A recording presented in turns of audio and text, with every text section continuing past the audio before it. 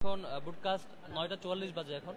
এখন পর্যন্ত বুট গ্রহণ, শিক্ষার্থীদের রেসপন্স, অনাবাসী শিক্ষার্থীদের আগমন, নারী শিক্ষার্থীদের যারা বাইরে থাকেন তাদেরও আগমন সবকিছু সন্তোষজনক ছিল এবং শিক্ষার্থীরা বেশ ভালোভাবে বেশ কিছু অসঙ্গতিও লক্ষ্য করেছি।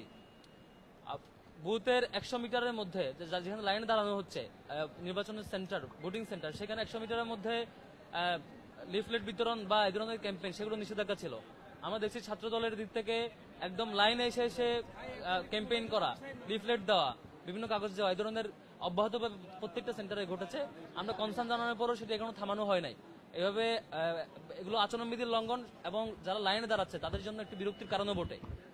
নির্বাচন কমিশন কেন ব্যবস্থা নিচ্ছে না আমরা জানি না, এখনো সেই পক্ষপাতদুষ্ট আচরণ করছে। একই সাথে ইসলামী আন্দোলন বাংলাদেশ নামে যে সংগঠনটি, তারা অভিযোগ জানিয়েছে, আপনারা দেখেছেন ইউল্যাবে তাদের পুলিং এজেন্টকে বের করে দিয়ে ছাত্র দলের পুলিং এজেন্টকে অ্যাক্সেস দেওয়া হয়েছে, এরকম অভিযোগ তারা দিয়েছে। এটিও খুবই কনসার্নের জায়গা। এই ধরনের আচরণগুলো খুবই পক্ষপাতদুষ্ট আচরণ এবং প্রশাসন রীতিমতো আগের মতোই এখন পর্যন্ত এসব ব্যাপারে নীরব থাকছে। ছাত্র দলের ব্যাপারে কনসার্ন জানানোর পরও ইমিডিয়েট যে অ্যাকশন নেওয়ার কথা ছিল সেটি না নিয়ে এখনো নীরব ভূমিকা খুবই দুঃখজনক। এরপর আমরা ঢাকা বিশ্ববিদ্যালয়ের শিক্ষার্থীদেরকে অনুরোধ করব, এই ডাকসু নির্বাচন আপনাদের জন্য, সকল শিক্ষার্থীর জন্য, যে শিক্ষার্থীরা নিজেদের মতামত ব্যক্ত করতে আসবে। আপনারা যারা হলে আছেন কিংবা যারা অনাবাসিক জায়গায় যার যার বাসায় আছেন প্রত্যেকে এই ডাকসু নির্বাচনে আমরা যেমন করে পরিবেশ দেখাবো, যে অন্যায়ের বিরুদ্ধে প্রতিরোধ গড়ে তুলে আমাদের মতামত ব্যক্ত করার প্র্যাকটিসটা দেখাবো, বাংলাদেশ সে পথে এগাবে।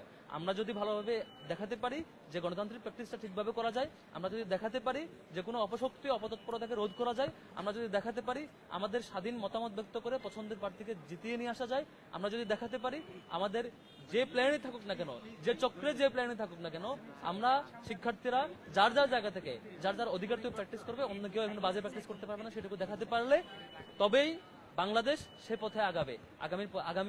আগামী পথ চলায় বাংলাদেশ যত গুরুত্বপূর্ণ ইভেন্ট আসবে প্রত্যেকটা ইভেন্টেই সেভাবে আগামী বলে আমি প্রত্যাশা করছি। শিক্ষার্থীদের অনুরোধ করবো বাংলাদেশকে পথ দেখাতে, বাংলাদেশের আগামীর যাত্রাকে পথ দেখাতে প্রত্যেকে ডাকসু নির্বাচনে আসবেন, অংশগ্রহণ করবেন, শিক্ষার্থীরা ভোট দিবেন এবং ভোট দিয়ে আমাদের ডাকসুর যে সত্যিকারের যে প্রত্যাশা আমাদের এবং সকলের মতামতের ভিত্তিতে প্রতিনিধি নির্বাচন করা সেটি করবেন। ফলে আমরা যদি সবাই মিলে অংশগ্রহণ করি, সবাই মিলে আসি, যারা অন্যায় করতে চায়, যারা অপতৎপরতা চালাতে চায়, যারা প্রশাসনকে ব্যবহার করে, তাদের দলীয় লোকজনকে ব্যবহার করে অন্যান্য প্র্যাকটিস করতে চায়, তারা নিশ্চয়ই ব্যর্থ হবে। আপনারা বলছেন যে আচরণবিধি লঙ্ঘনের একটা কথা বলছেন, আপনারা প্রশাসনকে জানিয়েছেন কিনা বা প্রশাসন কি বললো? আমরা বারবার জানিয়েছি, এখনো ব্যবস্থা নেয় নাই।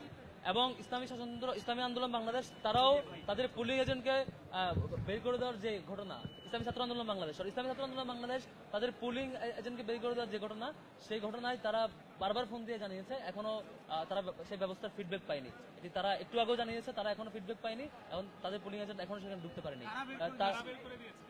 এবং তারা সেখানে ঢুকে দেখেছে যে সংখ্যক সব দল মিলে বা অন্যান্য প্রার্থীর পুলিং এজেন্ট মিলে যে সংখ্যক থাকার কথা, সেই সংখ্যক ছাত্র দলের একারই পুলিং এজেন্ট ওখানে দাঁড়ানো, অথচ তাদেরকে আগে কার্ড দেওয়া হয় নাই বা আগে সেই সংখ্যক যে পরিমাণ যেভাবে নিয়মতান্ত্রিকভাবে দেওয়ার কথা সেভাবে দেওয়া হয় না। তাহলে কি করে তারা ঢুকলো এবং তাদের কনসার্নটা, ইসলামী ছাত্র আন্দোলন বাংলাদেশের কনসার্নটা কেন নেওয়া হলো না এখন পর্যন্ত, সেটা একটা শঙ্কার জায়গা।